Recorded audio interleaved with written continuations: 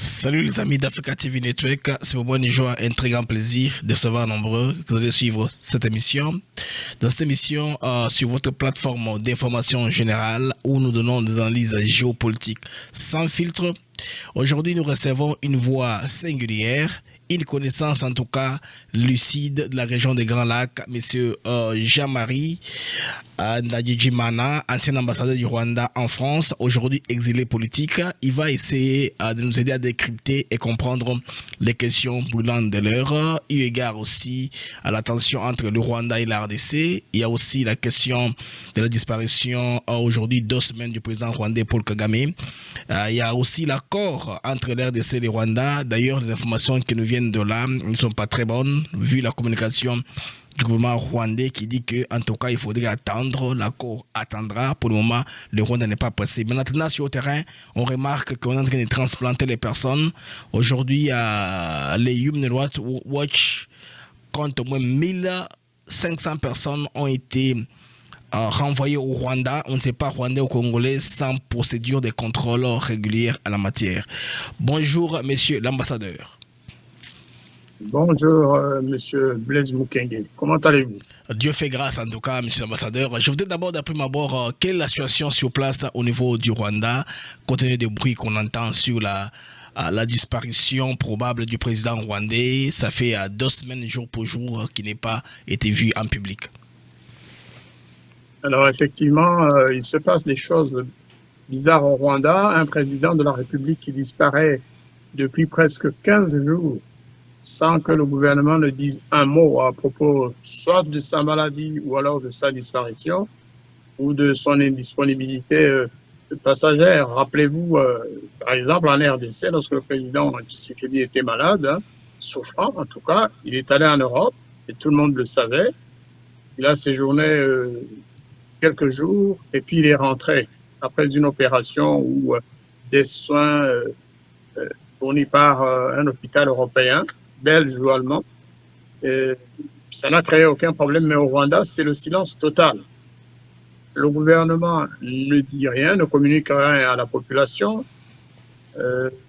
Les médias rwandais n'ont pas le droit de parler de ce qui semble être un décès non annoncé, mais qui semble de plus en plus plausible. Hein? Kagame qui se tait, qui est absent à toutes les cérémonies officielles, y compris les cérémonies concernant son armée. C'est très, très bizarre. Et donc, nous pensons qu'il y a quand même un fond de vérité.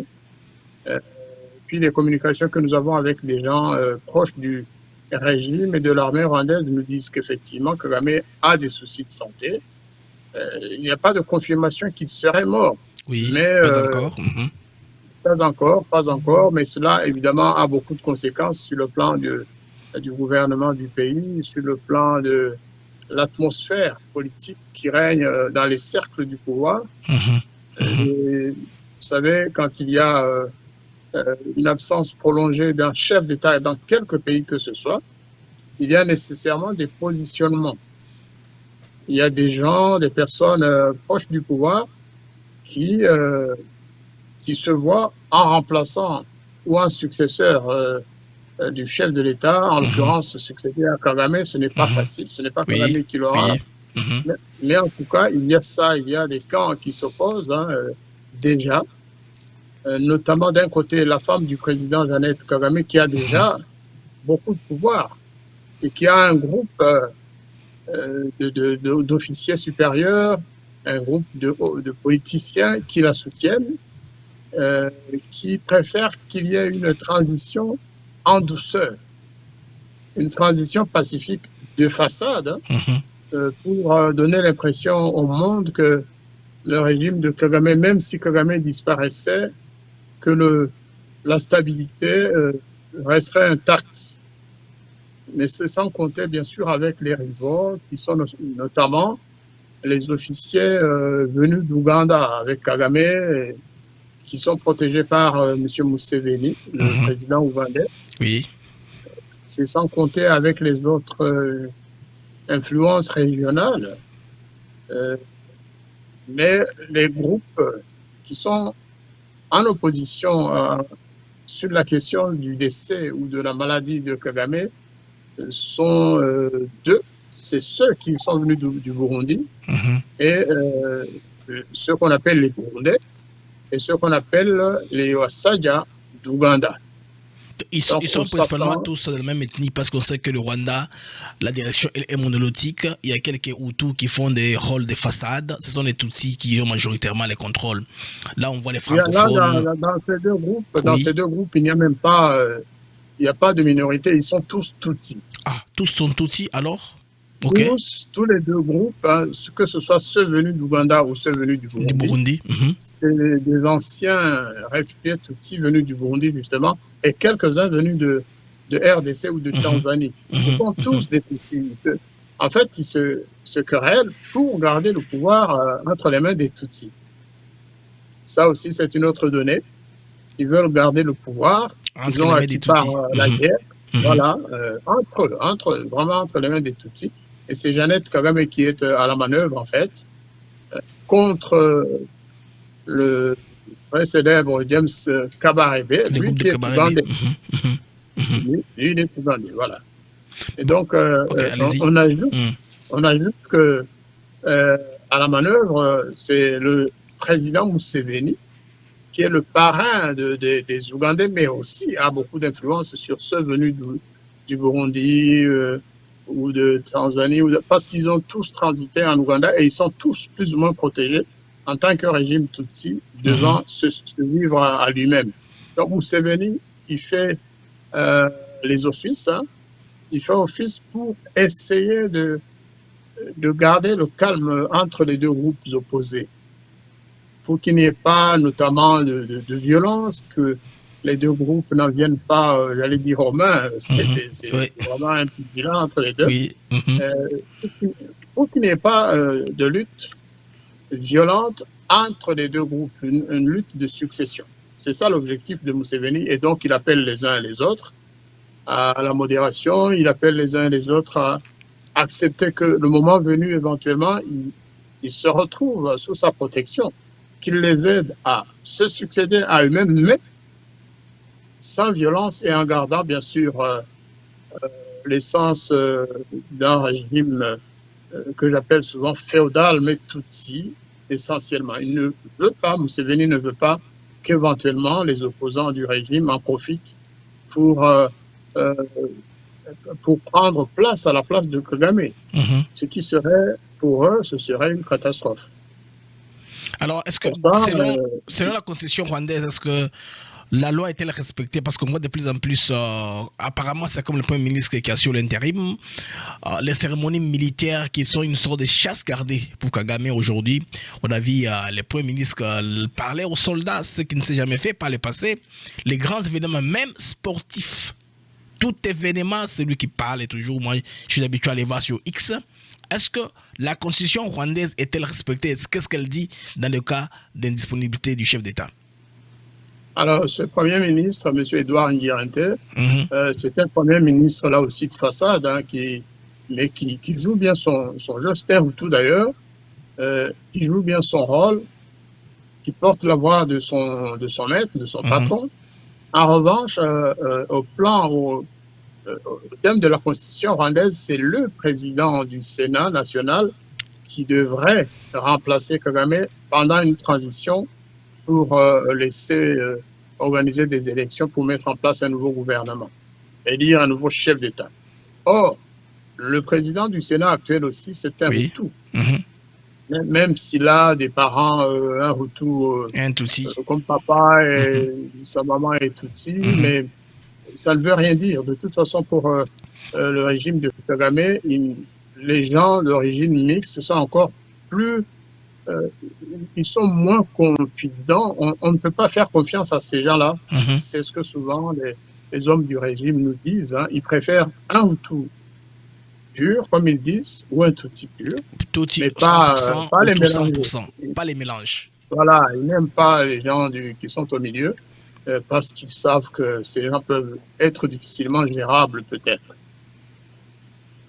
Peut-être une loyauté partagée. On a peur de la loyauté partagée, il peut se passer entre les deux pour ne pas, n'est-ce pas, pousser l'agenda des autres. Maintenant, vous ne voyez pas que là, maintenant, Paul Kagame est pris dans son propre piège. Les gens qu'il a gardés comme cinquième roue aujourd'hui peuvent, si malheur lui arrivait, avoir les rênes des pouvoirs, s'il faut respecter la Constitution. Parce que la communauté internationale dira, l'Union africaine, vous savez, à vous-même, à la chanson, ils diront, nous voulons une succession dans le respect de la Constitution rwandaise. Vous savez, Kagame et l'Union africaine, d'abord, il ne serait plus là. Ce serait au successeur de prendre une position. Oui. Et puis, à supposer même qu'on le laisse officiellement diriger une transition selon la constitution actuelle, à supposer même que M. Kalinda François soit nommé comme président de transition, franchement, cela ne changerait rien du tout parce qu'il n'aurait aucune once du pouvoir. Donc, ce sont les militaires qui auront sans doute obtenu un consensus entre eux pour ne pas perdre le pouvoir. Oui. Parce que si Kabarebe se bat contre Jeannette Kagame, il y a danger, il y a danger, il y a des...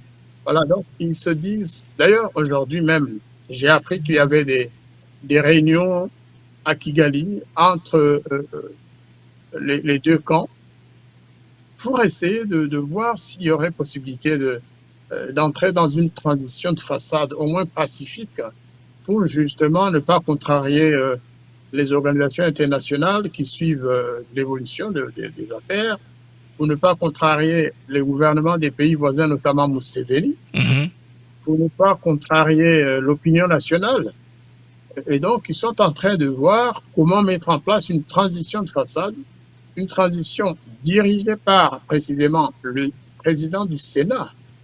Par le président du Sénat, parce que constitutionnellement... Le président du Sénat. Le président du Sénat, c'est lui qui devrait pouvoir remplacer Kagame, mais remplacer pendant une période de transition. Mais il ne sera jamais question que ce soit lui le boss, le patron du régime, évidemment pas. Ils ont les moyens de le désigner, de le garder, de le tenir en respect, pour qu'il ne fasse rien qui puisse contrarier justement Madame Kagame, qu'il a d'ailleurs proposé qu'il avait proposé à l'époque comme président du Sénat.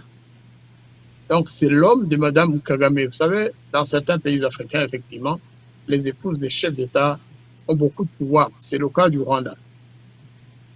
C'est le cas du Rwanda. Ça a été le cas, rappelez-vous, de je ne sais quel pays latino-américain ou asiatique. Madame Marcos, Madame Marcos, c'était une femme très puissante qui faisait trembler la République. Et beaucoup d'autres en Afrique, on a connu des chefs d'État africains dont le pouvoir était partagé avec leurs épouses. Au Rwanda, la différence aussi, c'est que c'est une femme qui connaît le pouvoir, qui a des enfants qui participent à ce pouvoir, mais qui aujourd'hui, ces enfants ne peuvent pas prétendre éventuellement remplacer leur père parce que c'est trop tard. Si Kagame en avait désigné un, par exemple, avant sa maladie, oui, on aurait pu, ça aurait été compréhensible. Mais aujourd'hui, Kagame n'étant pas là, Kagame étant absent, on pense que ce n'est pas un des enfants qui va diriger la transition. Après, peut-être, on verrait. Voilà, on parlera de transition effectivement si malheur arrivait à Kagame où il sort d'une convalescence ratée, où il ne recouvre pas la santé, peut-être qu'il est paralysé, où il perd ses fonctions parce que bon, la mort n'est pas précisée. Quand quelqu'un meurt, on ne garde pas l'information. Les Occidentaux, eux, ne gèrent pas ça, ils vont publier. Ils n'ont pas le temps, ils n'ont pas intérêt à garder l'information. Maintenant, quand il sortira seulement incapacité, c'est là où les mécanismes s'activera, n'est-ce pas? Tout à fait. Tout ce que nous disons là, nous sommes en train d'élaborer des scénarios. Nous spéculons, oui, c'est vrai, oui. Oui. Voilà, ce n'est pas une spéculation. Bon enfant, c'est vraiment une analyse. Et c'est des scénarios que nous élaborons compte tenu de la situation réelle qui prévaut au Rwanda. Le président Kagame, dont on connaît la volubilité, dont on connaît la présence partout où il y avait des événements ou Oui, des oui. cérémonies. Aujourd'hui, depuis presque 15 jours, il a disparu. C'est une réalité. Donc, on a le droit de se poser des questions sur ce qui pourrait advenir si jamais il disparaissait, si jamais les informations que nous avons reçues et que nous continuons de recevoir tous les jours étaient vérifiées et confirmées. Donc, ce n'est pas que nous, on est, nous sommes des mortels tous, hein, nous sommes Oui, oui. des personnes humaines, Oui, tout homme est nous avons mortel, le oui. droit aussi. Voilà, le jour où ça va nous arriver, les gens se poseront des questions. C'est tout à fait normal. Ce n'est pas parce que nous n'aimons pas Kagame, parce que nous sommes dans l'opposition, non. C'est tout simplement des questions légitimes qu'on doit se poser. Un chef d'État qui ne peut plus diriger son pays, eh bien, il doit, en tout cas son entourage, doit expliquer à la population ce qui se passe. Parce que les gens au Rwanda aujourd'hui tremblent de peur. Ils se disent, mais si Kagame disparaissait, est-ce qu'on n'entrerait pas dans une ère apocalyptique, comme cela a été le cas lors de l'assassinat du président Habyarimana en 1994? Oui. C'est ça qui fait peur. Voilà. Et alors Parce maintenant, qu'en plus, allez-y. M. Mukenge, n'oublions pas que le Rwanda est en guerre contre la RDC, qu'il y a des dizaines, peut-être de milliers de soldats rwandais sur le sol congolais. Oui. N'oublions pas qu'il y a un accord en discussion à Washington entre le Rwanda, le Congo et la RDC, et plutôt les États-Unis d'Amérique. Voilà. Et donc, si jamais, sauf qu'aujourd'hui, on le sait, le 15 est passé, le 15 juin est passé, il n'y aura donc pas de signature de cet accord. Le ministre des Affaires étrangères du Rwanda a continué à jouer. Il savait que le président Kagame ne serait pas disponible. Il y a la mauvaise volonté, c'est vrai. Le Rwanda ne voulait pas signer cet accord, mais il y a aussi que le Rwanda est placé devant des réalités, malheureusement, qui ne peut pas contrôler l'absence de son chef d'État, du président qui devrait signer constitutionnellement cet accord. Eh bien, c'est pourquoi le ministre, je pense, des Affaires étrangères a, à l'avance, annoncé qu'il n'y aurait pas de signature, mais en cherchant des prétextes, en utilisant des arguments plutôt incompréhensibles de la part de M. Nduhungirehe qui normalement sait s'exprimer. Mais là, il a dit clairement que nous n'allons pas signer, il n'y aura pas de signature de l'accord. Les États-Unis ont compris et ils savent où se trouve Kagame et pourquoi Kagame ne peut pas signer. Donc, nous ne ferons qu'attendre. Néanmoins, à un moment donné, je suppose que les États-Unis vont dire, bon, écoutez, on ne va pas attendre indéfiniment. S'il est là, qu'on nous le dise. Oui. S'il n'est pas là, qu'on nous le dise aussi, et on fera avec. Mais nous voulons avancer dans notre accord de paix. Nous voulons mettre fin à toute cette tergiversation. Donc, je pense que le Rwanda est vraiment en difficulté. D'abord, sur le plan diplomatique, de manière générale, comme d'habitude, le Rwanda a des soucis. Parce que le Rwanda, il est en guerre contre le Congo.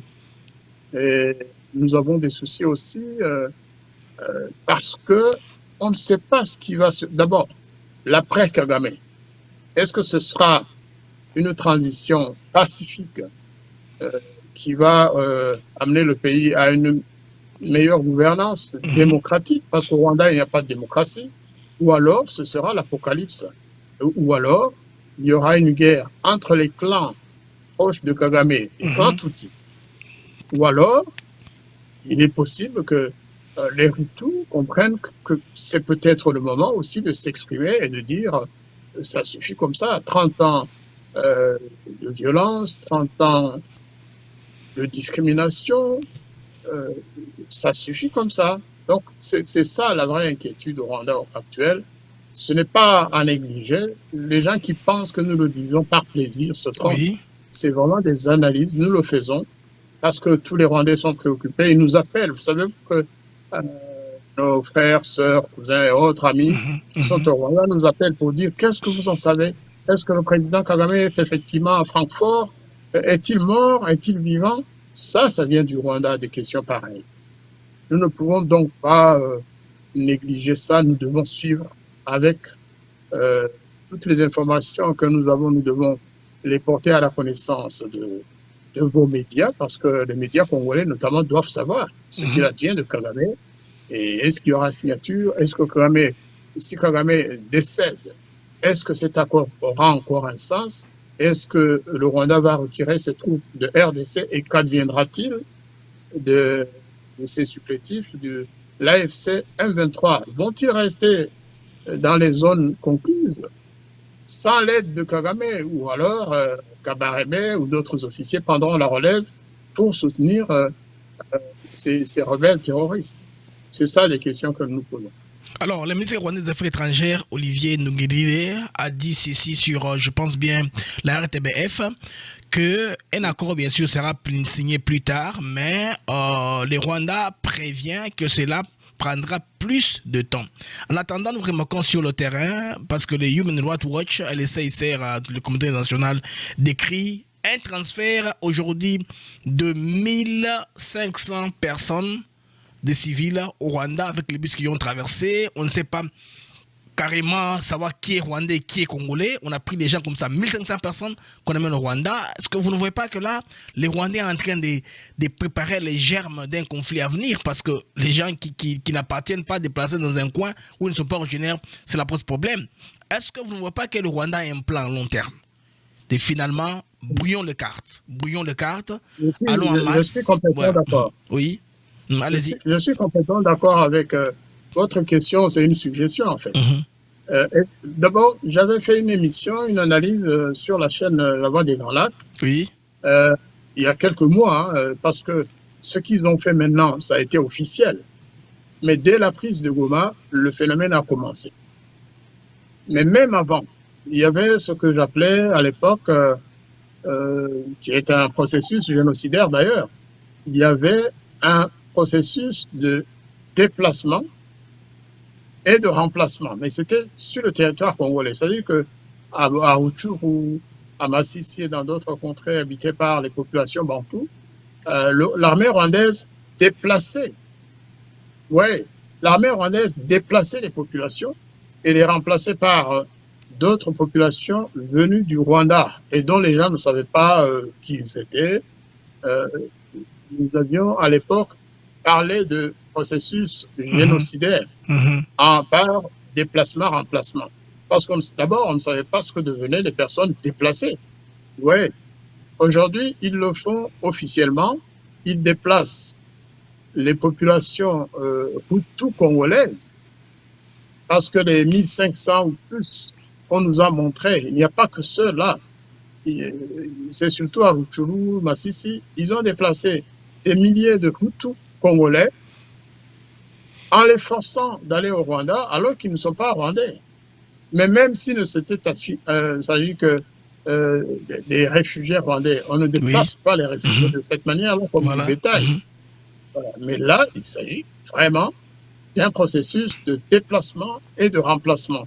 Et effectivement, des populations venues du Rwanda ou d'Ouganda, Tutsi, s'installent à la place de ces Hutus qu'on déplace du Nord Kivu. Et ça, c'est très grave. Hein.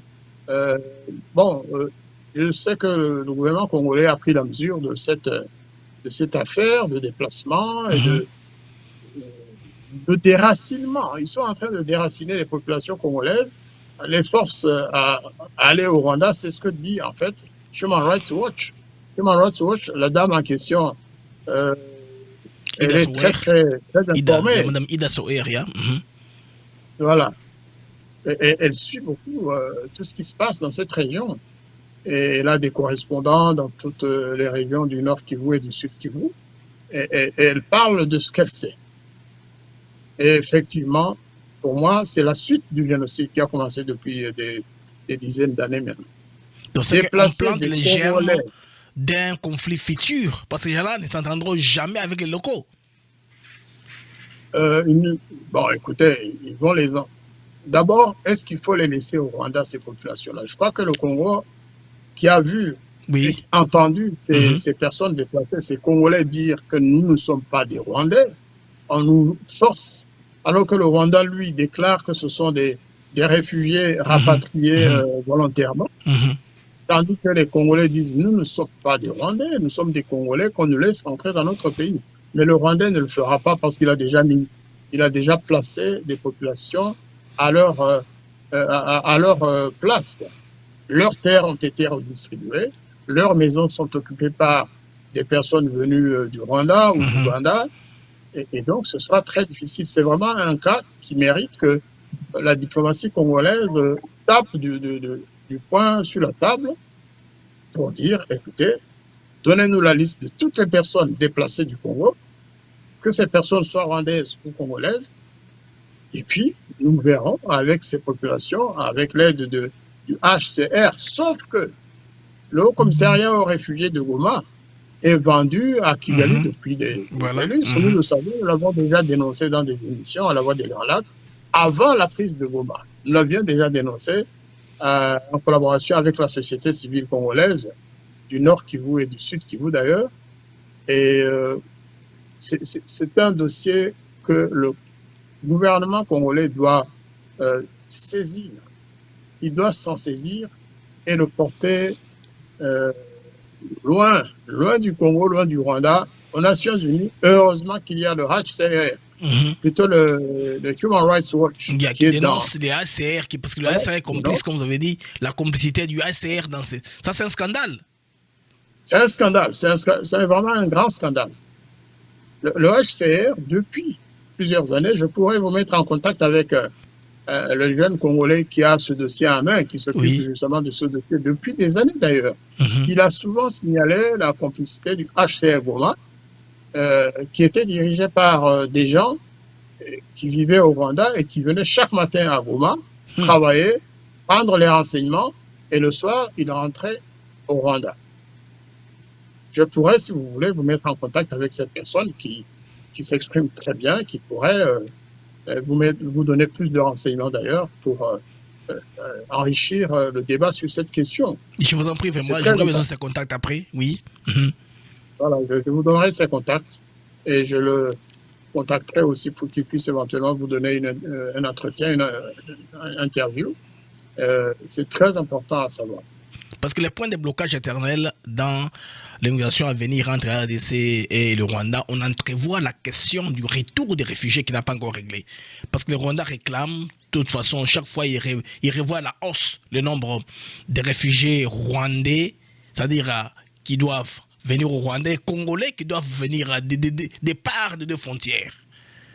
Il réclame toujours qu'il y a un grand nombre important de Congolais à Banyamulenge, Tutsi, qui sont réfugiés parce qu'ils ne sont pas acceptés au Congo. Ils ont la carte de la stigmatisation qu'ils sont en train de jouer, et cela me dit que les troupes rwandaises ne vont jamais se retirer volontairement.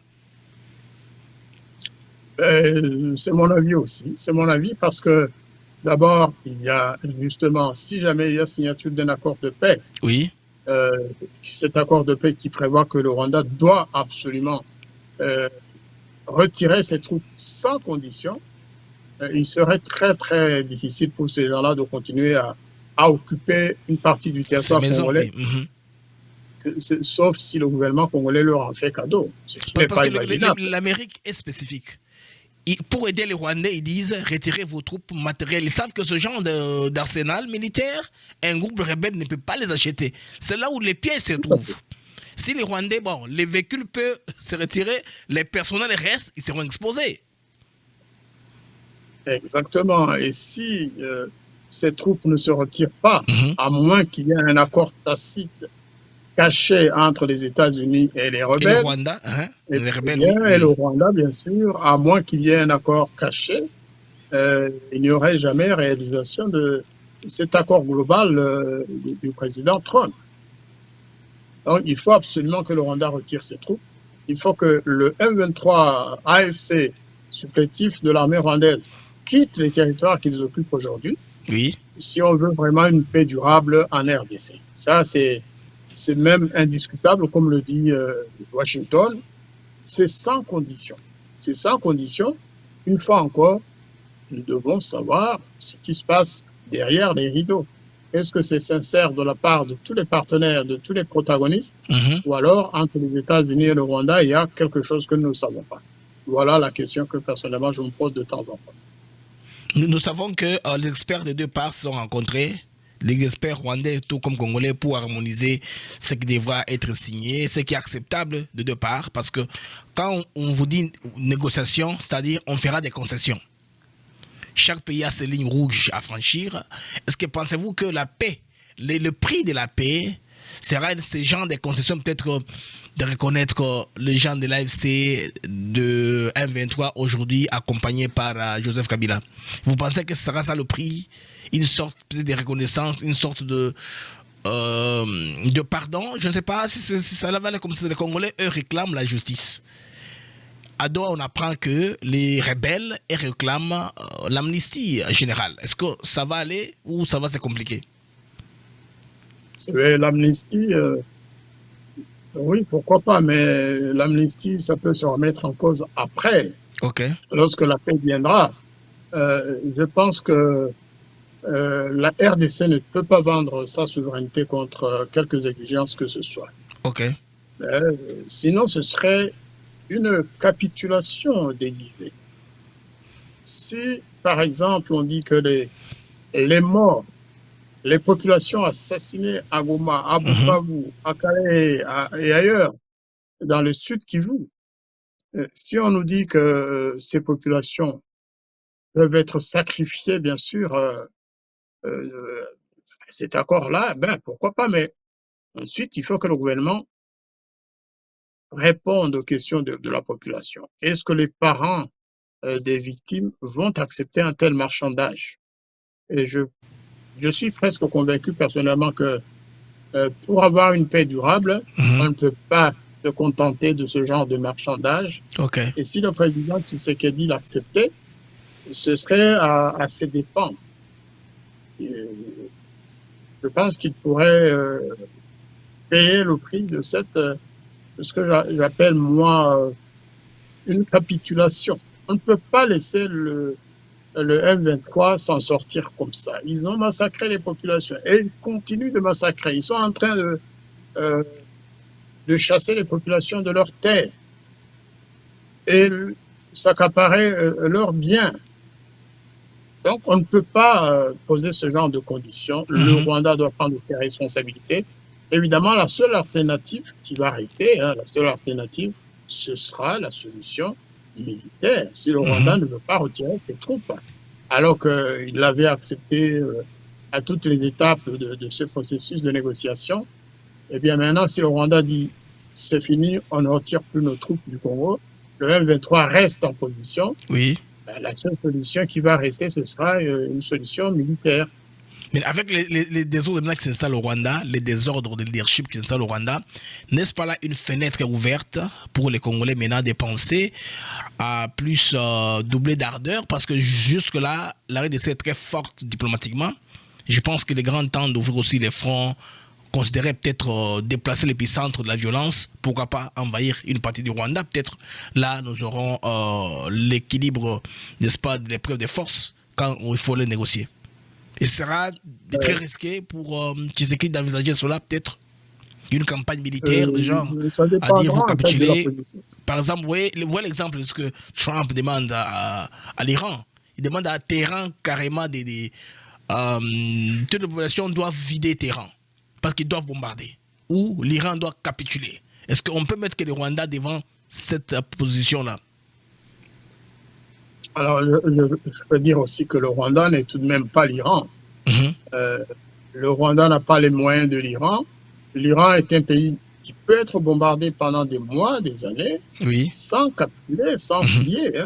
Alors que le Rwanda, je pense qu'il suffirait d'un petit coup de pouce pour que le Rwanda réagisse positivement, en tout cas qu'il accepte de réfléchir.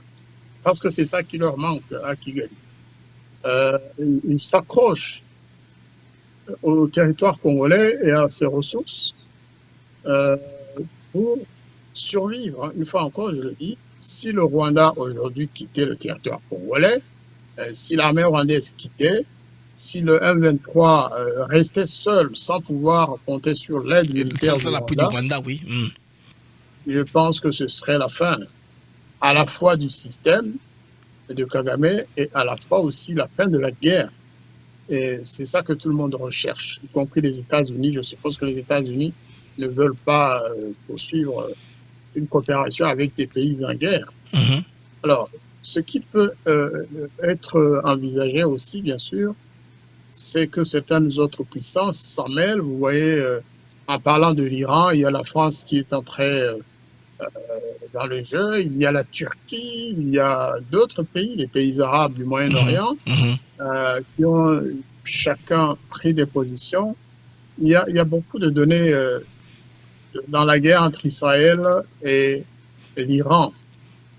Pour le Rwanda et la RDC, je dirais qu'il y a aussi des problèmes, mais c'est plus facile à résoudre. En tout cas, le Rwanda est plus à même d'écouter Washington, alors que l'Iran n'écoutera que les Iraniens. Si le peuple iranien continue d'aider les ayatollahs et le pouvoir iranien, l'Iran va continuer jusqu'à la production d'une bombe atomique pour se faire respecter. Ça, c'est sûr. Oui. Et plus la guerre dure entre l'Iran et Israël, plus la poursuite, ou plutôt la suite de la poursuite effrénée comme objectif de la production d'une bombe atomique en Iran ou nucléaire, eh bien, ça va aller plus vite.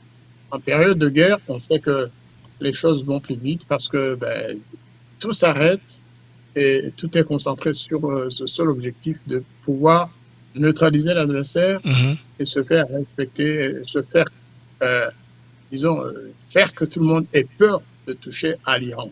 Parce qu'il y a aussi l'Iran.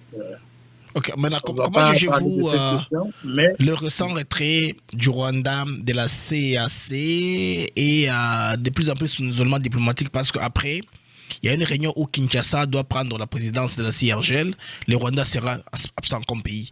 Alors, est-ce que ça marche sur le plan de l'affaiblissement du pays, sur le plan diplomatique?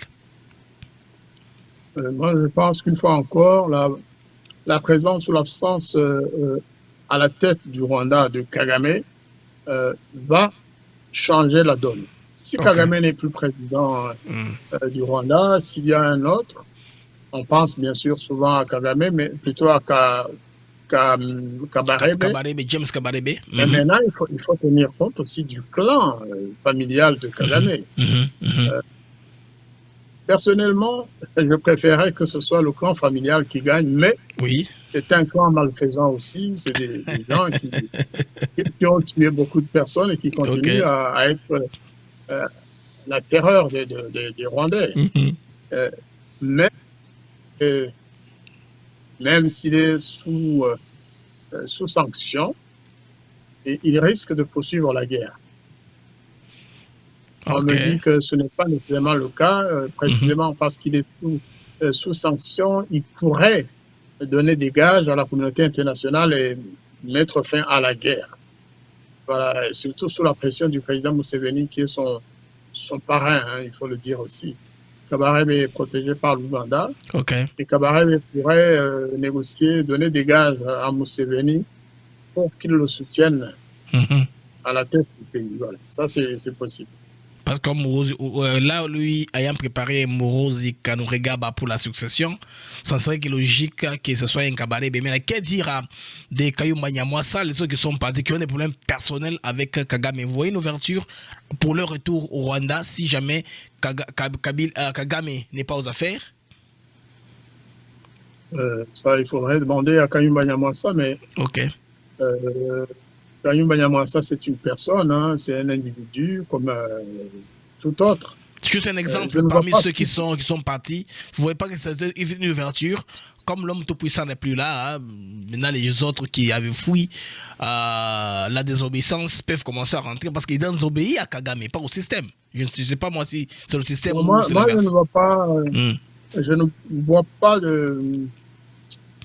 pourquoi Kayumba Nyamwasa serait l'homme indiqué pour ce genre de situation. Après tout, il fait partie du sérail. En revanche, il y a l'opposition rwandaise. Et dans le pays, il y a aussi des personnalités qui pourraient, si on leur laissait la possibilité de montrer leurs compétences, qui pourraient remplacer Kagame. En tout cas, s'il y a des élections, ce n'est pas Kayum Banyamwasa qui va gagner nécessairement. Oui, ça va, oui. Donc, voilà, moi je pense que s'il y avait une transition pacifique suivie d'une procédure normale de mise en place des nouvelles institutions, moi j'ai toujours pensé que Madame Victoire Ingabire pourrait éventuellement être la carte majeure qui pourrait sauver notre pays et beaucoup d'autres personnes. Je ne dis pas que Kayum Banyamwasa ne collaborerait pas avec les autres, non, mais il faut quand même éviter de tomber dans le même système. Nous sommes, nous, contre le système du FPR, un système discriminatoire, un système ethniste, raciste, qui ne veut entendre que parler que des petits. Kayum Banyamwasa viendrait bien sûr s'allier avec ses anciens camarades, collègues, camarades et les autres. Mais nous ne voulons pas de ce système. Nous voulons que ça change. Voilà. Ne pensez-vous pas qu'il est temps maintenant d'avoir un dialogue rwando-rwandais? Un dialogue entre les Rwandais. Vous ne pensez pas que c'est le grand temps que ce dialogue ait lieu?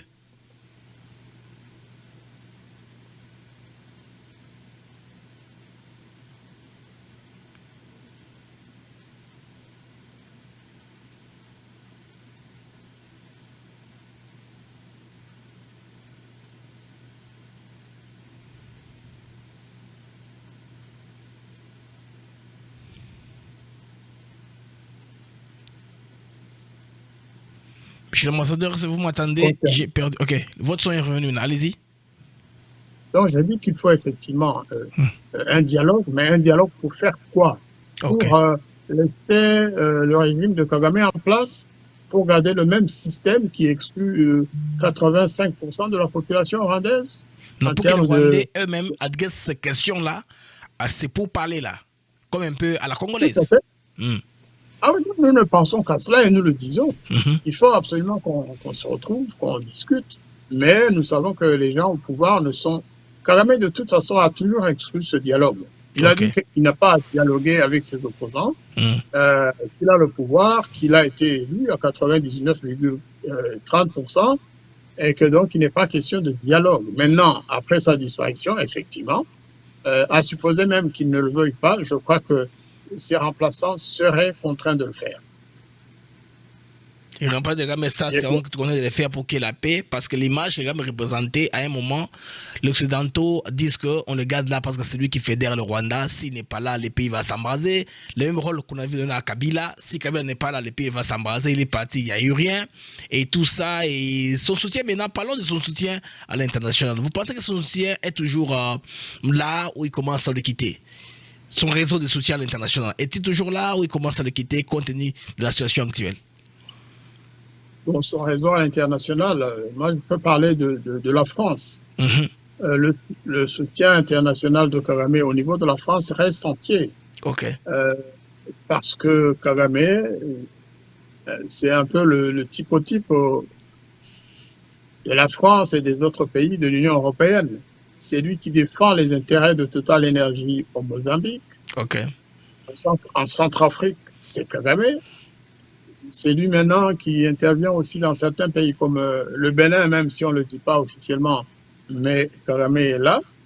Et donc, pour protéger les intérêts des Européens, et notamment de la France, eh bien, Kagame s'impose et dit, vous me soutenez, ou alors, si vous commencez à douter de moi, je quitte le Mozambique et vous vous débrouillez. Les terroristes vont automatiquement reprendre au Cabo Delgado et Total Energy perdra tout son argent là-bas. Mais en fait, c'est du chantage. C'est du chantage. Nous pensons que sur le plan de la France, le président Macron reste apparemment très proche de Kagame, mais sur le plan de l'international, au-delà même au sein de l'Union européenne d'ailleurs, tous les pays ne soutiennent plus Kagame. La Belgique l'a montré. Des pays comme l'Allemagne, même si les Allemands tergiversent, mais on sait aussi qu'ils ont commencé à sentir le danger. Les États-Unis ne soutiennent plus Kagame comme avant. Les pays qui aident Kagame à faire la guerre, ils le font parce qu'ils veulent, ils vendent leurs armes au Rwanda, qui a le coltan, 20% du coltan mondial est exploité par le Rwanda. Mais autrement, des pays comme la Turquie, apparemment, ne sont pas nécessairement d'accord avec ce qui se passe au Rwanda et pourraient changer et continuer à faire des affaires avec le remplaçant de Kagame. Kagame a perdu une grande partie de son soutien international. Peut-être même que c'est une des raisons de sa maladie actuelle. Parce qu'on l'a toujours dit. Il a piqué une crise ou comment? Kagame, psychologiquement, Kagame, c'est pas quelqu'un qui va supporter qu'il soit lâché. Vous savez, lâché à l'intérieur du pays, lâché par sa famille, lâché par... vous savez, par exemple, la réunion du CIRGL, d'Entebbe, ça lui a fait très mal, semble-t-il, que le Rwanda soit obligé de condamner le M23. Vous voyez, pour Kagame, c'est insupportable. Il a accepté cela parce que les chefs d'État le voulaient, parce que Kabarebe qui était là, il a signé les yeux fermés, parce que Museveni a soutenu cette décision, la conclusion, le communiqué final du sommet d'Entebbe, eh bien, il n'allait pas dans le sens des intérêts de Kagame. Là, il a commencé à réfléchir. C'est vrai que ces gens me soutiennent, ce sont mes frères, mais est-ce que je peux continuer à dire non à tous mes amis? La guerre qu'il prépare contre le Burundi, là aussi, je crois qu'il a compris qu'il ne peut pas. Il ne peut pas faire une guerre concomitamment contre le Congo et contre le Burundi de l'autre côté. Il ne peut pas. Il n'a pas les moyens. Et de toute façon, le Burundi a des moyens de lui résister. Il a beaucoup de problèmes, ce monsieur. Kagame, c'est pas l'homme tranquille qu'on voit faire des discours. De toute façon, depuis 2 semaines, il n'a pas dit un seul mot. Et personne au Rwanda n'a parlé de Kagame sur les radios ou sur les chaînes de télévision rwandaises. Personne, il a disparu. Donc, nous devons en profiter pour parler de Kagame, poser des questions. On ne peut pas nous dire, oui, mais on ne parle pas de quelqu'un qui est malade. Nous le savons. Nous aussi, nous sommes susceptibles de tomber malades. Oui, nous savons. Voilà, on ne parle pas d'un malade, mais c'est un chef d'État. Ce n'est pas un homme ordinaire, lui. C'est un chef d'État. Il a donc des comptes à rendre. S'il est absent du pouvoir, il faut que les populations sachent pourquoi. Il faut que le gouvernement et les autres institutions qui sont à l'œuvre donnent des explications et fournissent les raisons de cette absence prolongée. Même en famille, lorsque dans une famille, en termes de droit civil, lorsque quelqu'un disparaît au-delà d'un certain nombre d'heures, parfois c'est 48 heures, ça fait 6 mois, selon l'âge, ou plus, la justice peut s'en mêler en disant mais cette personne effectivement a disparu. Voilà. Et poser des questions à la famille et aux proches pour savoir ce qui s'est passé. Est-ce qu'il est mort? Est-ce qu'il tout simplement il a disparu? Y a-t-il des raisons à sa disparition? Donc nous devons d'ailleurs poser des questions. C'est une occasion aussi. Et surtout aussi pour le Congo. La RDC doit... D'ailleurs, j'apprécie beaucoup l'attitude actuelle. Les gens n'en parlent pas. Le Congo ne parle pas de la maladie de Kagame. Mais tout de même, ils suivent avec attention, je le sais. Et c'est ça qu'il faut faire le moment venu. Je suppose qu'ils ont aussi des alternatives pour embrayer et changer de choix. Voyez-vous. Monsieur l'ambassadeur, parlez-nous un peu de la situation économique actuellement au niveau du Rwanda. Est-ce que la vie est tenable? Parce qu'il y a quelques temps, on avait des échos qui n'étaient pas très bons, selon lesquels la vie devient tenable. Le prix des denrées alimentaires des bases sont en train de monter, une flambée sérieuse sur le marché. Qu'est-ce que vous pouvez me dire à ces jours de la situation économique du peuple rwandais, au jour les jours? Il y a une crise terrible dans le pays. Dans tous les domaines. Dans le domaine alimentaire, les populations rwandaises ont du mal maintenant à pouvoir accéder aux produits du marché, des produits qui ne sont même plus disponibles. Le gouvernement, du fait de cette guerre que le Rwanda mène en RDC, le gouvernement a pris des mesures très, très draconiennes qui mettent la population en mal, qui vraiment mènent la population rwandaise à se poser des questions telles que est-ce que ce gouvernement nous représente encore? Par exemple, hier ou avant-hier, la Banque nationale a pris des décisions Oui. pour interdire toute transaction en dollars, quel que soit le domaine d'activité. Et si jamais vous êtes signalé comme ayant, par exemple, vendu vos produits ou pris des contacts avec un fournisseur extérieur, mais en libérant cela en dollars, c'est des millions que vous payez. C'est considéré comme... C'est la Banque nationale qui a sorti une instruction. Nous l'avons vu hier. Et c'est un signe que, de toute façon, quand ça vient de la Banque nationale, ça veut dire qu'il n'y a plus de devises dans le pays. Voilà, et s'il n'y a plus de devises dans le pays, dans un pays comme le Rwanda, qui pratiquement importe tout ce qui est produit de première nécessité, parce que vous savez, avant, le Rwanda était presque autosuffisant sur le plan alimentaire, parce que les Rwandais sont des grands travailleurs, parce que ils produisaient ce qu'ils voulaient, les agriculteurs cultivaient leurs terres, plantaient les haricots ou les pommes de terre ou le riz, et ils en profitaient. Mais aujourd'hui, c'est la famille de Kagame qui a mis la main sur tous ces secteurs de production. Le riz est produit par des coopératives, mais des coopératives qui ne peuvent pas fixer le prix.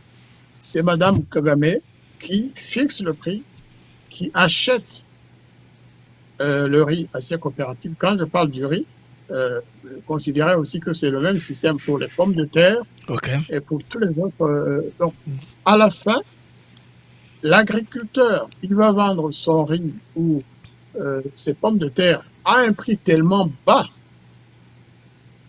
à la grande coopérative, à Christophe Venture, la société des militaires de Kagame, de son épouse. Hein. Mais lorsque le Rwandais va aller sur le marché pour se procurer le même produit qu'il a, lui, pour se procurer le riz, ou les pommes de terre, ou les haricots, ou les bananes, il va payer plus cher qu'au prix qu'il a vendu aux entreprises de Mme Kagame. C'est qu'il va faire faillite, il ne sera plus refinancé la nouvelle campagne agricole. Les Rwandais sont en faillite. Les Rwandais sont en faillite. D'abord, certains ont abandonné, justement. Ils se sont dit, mais pourquoi nous travaillons autant pour finalement nous faire exploiter? Pourquoi c'est nous qui produisons nous produisons ces aliments, ces livres, ces produits, et puis c'est les gens du pouvoir qui en profitent. Nous payons. Je vais vous donner un exemple pratique. Le riz, par exemple, qui est produit dans ma région, à Tchangougou, eh bien, il ne suffit pas ces deux produits. Donc, de manière générale, il y a une famine même. Il y a une famine dans le pays. Les populations sont chassées de leurs habitations. Les populations sont dépouillées de leurs biens pour des raisons diverses. Chassées de leurs terres parce qu'il y a tel général qui veut y construire une maison. Alors, on va invoquer, bien sûr, des raisons qui n'ont rien à voir avec la réalité. On va dire, oui, cette terre est mal placée, il y a danger que la terre disparaisse du fait des érosions ou autre. Mais ils chassent les populations, mais sur les mêmes terres, sur le même terrain, ils vont construire des immeubles d'habitation, sorte de HLM en étage. Comme si ce qui était un danger pour la population se transformait en solution maintenant. Voilà, tout à fait, tout à fait.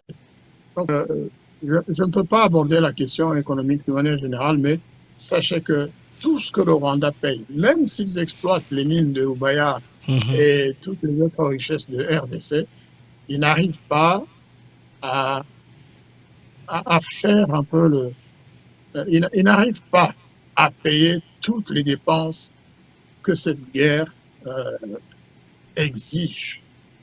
C'est pourquoi vous avez vu Kagame faire le tour de tous les pays du monde pratiquement pour essayer de demander des aides. Et malheureusement, les autres disent, mais non, on n'a pas les moyens de vous aider, Monsieur le Président.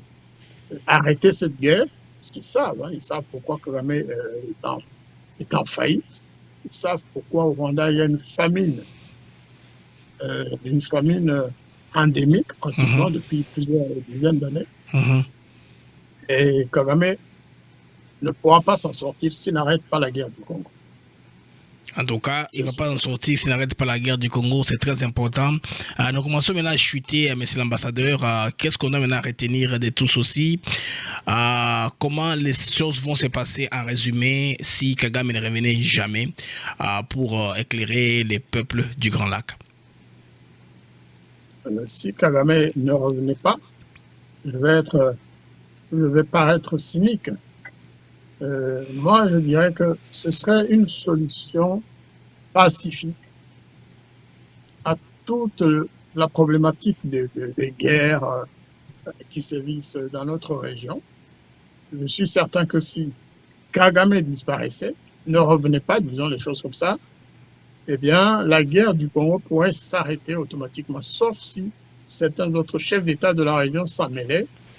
Mais je ne vois pas... D'abord, le président burundais ne le fera pas. Le président Museveni risque de ne pas entrer... Même lui, je ne pense pas qu'il puisse aujourd'hui... Entrer de plein pied dans les conflits. Voilà. Museveni n'est pas bête. Il sait que les arguments que les États-Unis ont opposés à Kagame sont aussi opposables à l'Ouganda. Le président Ruto, la même chose. Il sait que le président Trump ne l'aime pas beaucoup, même si, vous savez, en relation internationale, entre chefs d'État, il peut y avoir des ponts pour garder le contact. Oui. Mais je ne vois pas... La Tanzanie ne fera jamais la guerre contre le Congo pour aller piller les ressources congolaises. Donc je pense que le Rwanda sans Kagame, sera quoi? Ce sera le petit Rwanda de l'époque, qui n'avait pas le coltan, qui n'avait pas les ressources actuelles pillées au Congo. Et la paix pourrait, croyez-moi, revenir vite dans la région. Et il appartient au Congo de jouer ce rôle de leadership. Le Congo doit savoir, et je pense que déjà ça maintenant on l'a compris, le Congo doit accepter de jouer ce rôle de leadership.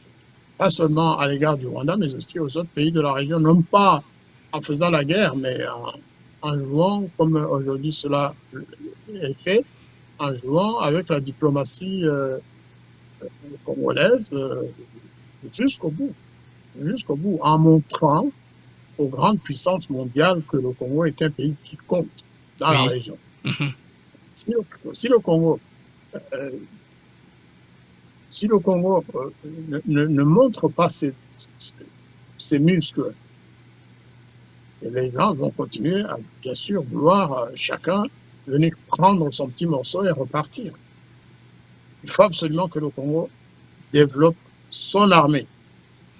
On ne peut pas continuer à parler de violation de souveraineté par des étrangers si l'armée nationale ne peut pas faire face. Bien sûr, jusque-là, l'armée fait face avec les Wazalendo, mais nous apprécions. Nous demandons que cela soit fait de manière plus professionnelle et plus visible. C'est important pour la paix, pas seulement pour les Congolais, mais aussi pour tous les peuples de la région. Il faut absolument que l'armée congolaise revienne à ce que cette armée a été à l'époque de Mobutu, avant 1996, longtemps avant peut-être. Et puis qu'il y ait moins de prêtres, comme le dit souvent le président Tshisekedi, qu'il y ait moins de traîtrise, et que le président lui-même fasse un effort pour élargir sa base, pour créer cette union sacrée ouverte à tous. Ok. Voilà, c'est très important. Merci bien, monsieur l'ambassadeur, d'avoir accepté de nous éclairer sur les questions dans le Grand Lac. De temps en temps, ça c'est votre plateforme. Africa TV Network est toujours content de vous recevoir pour nous éclairer. Là, le public sera informé au moins un temps, soit peu, par votre volonté, n'est-ce pas, d'éclairer ces combats, de voir la paix régner, finalement, que les familles qui dans le temps s'est partagé des valeurs entre Rwandais, Congolais, Burundais, Ougandais, que nous rentions dans la paix totale. C'est moi qui vous remercie pour l'invitation à participer à cette émission. Chaque fois que vous ferez appel à moi, je ne dis pas que je maîtrise tous les sujets concernant le Rwanda ou la RDC, mais chacun, vous savez, apporte sa petite contribution. Nous faisons nos analyses et après, on se fait compléter par d'autres. C'est ça l'important. Voilà. Merci beaucoup en tout cas. Ok. Les amis, là c'est monsieur l'ambassadeur Jean-Marie Ndaji Mana qui nous a donné avec courage, franchise, une lumière, en tout cas, sur ce qui se passe dans le pays. La vérité ne se négocie pas, elle s'impose. Tôt ou tard, ici sur Africa TV Network, nous refusons l'amnésie et la manipulation. Nous donnons les choses telles qu'elles sont. C'est pourquoi, si on ne maîtrise pas un dossier, on appelle quelqu'un qui le maîtrise bien pour nous éclairer. Alors, restez connectés, partagez cette émission au maximum, car la paix commence par... la paix, très bientôt, il va venir. Moi, je suis en train de sentir ça et la fin de la guerre. D'ici là, portez-vous bien, les amis. Au revoir et à la prochaine.